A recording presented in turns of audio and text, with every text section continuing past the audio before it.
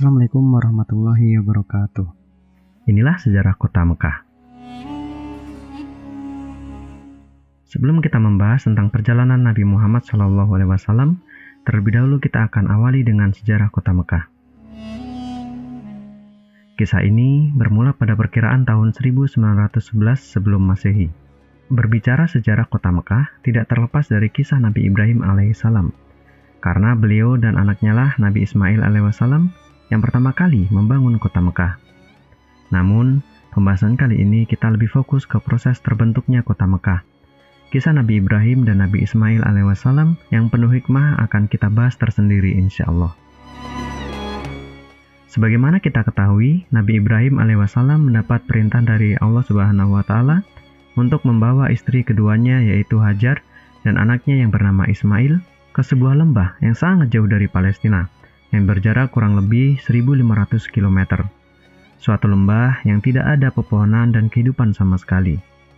Lembah yang hanyalah sebuah tempat persinggahan rombongan kafilah, baik yang datang dari Yaman menuju Palestina maupun sebaliknya, yang datang dari Palestina menuju Yaman. Lembah itu yang kelak akan menjadi kota Mekah. Sesampainya di lembah yang kosong, Nabi Ibrahim alaihissalam menurunkan istri dan anaknya serta meninggalkan sekantong kurma dan sebotol air.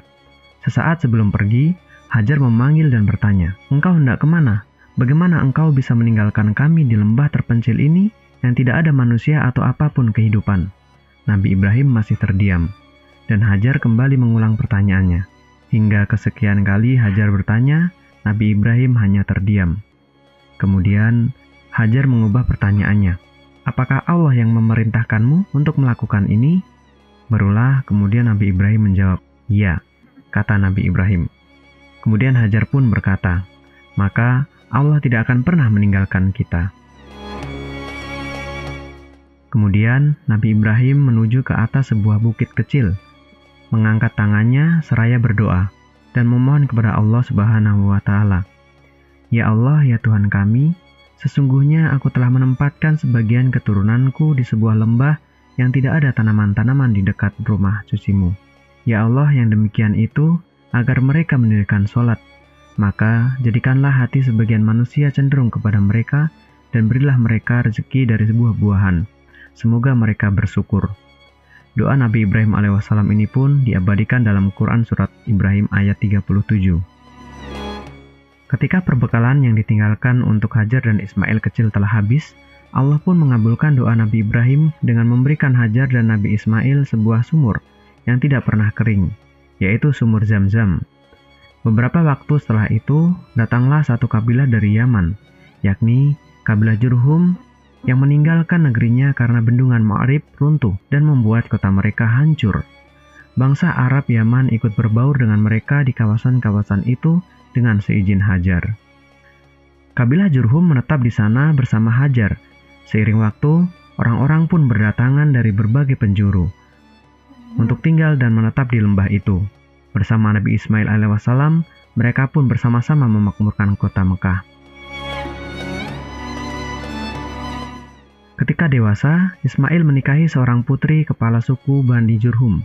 Merekalah yang kelak menjadi orang Arab mayoritas, terdiri atas orang pedalaman, Badui, dan orang kota. Nabi Ibrahim datang sesekali ke Mekah untuk mengunjungi anak dan istrinya.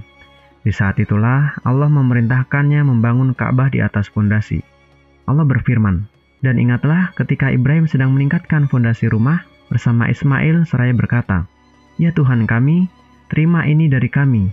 Sungguh Engkau adalah yang maha mendengar lagi maha mengetahui.'"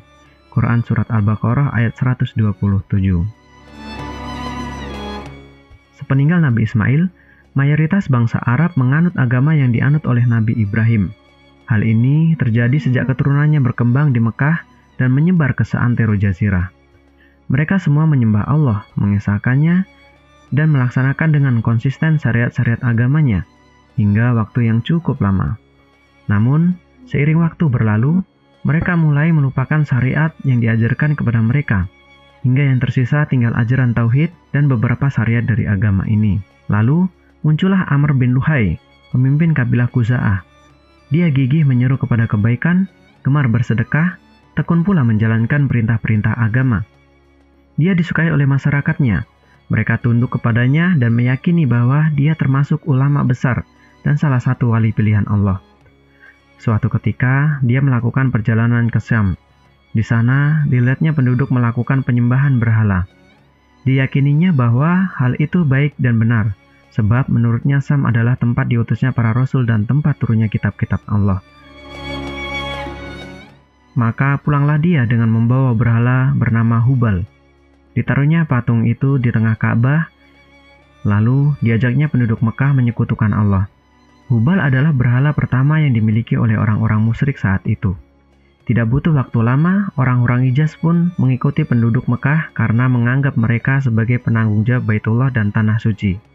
Dalam perkembangannya, kemusyrikan kian merebak, dan jumlah berhala bertambah terus di setiap tempat.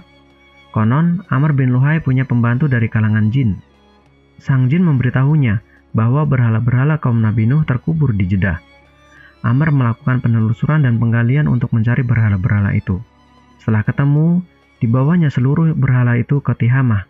Ketika musim haji tiba, berhala-berhala itu pun diberikan kepada sejumlah kabilah untuk mereka bawa pulang ke kampung halaman masing-masing. Dengan demikian, berhala-berhala tersebar di seantero jazirah Arab. Dapat dipastikan, setiap kabilah punya berhala sendiri. Bahkan, perkembangan selanjutnya, setiap rumah punya berhala.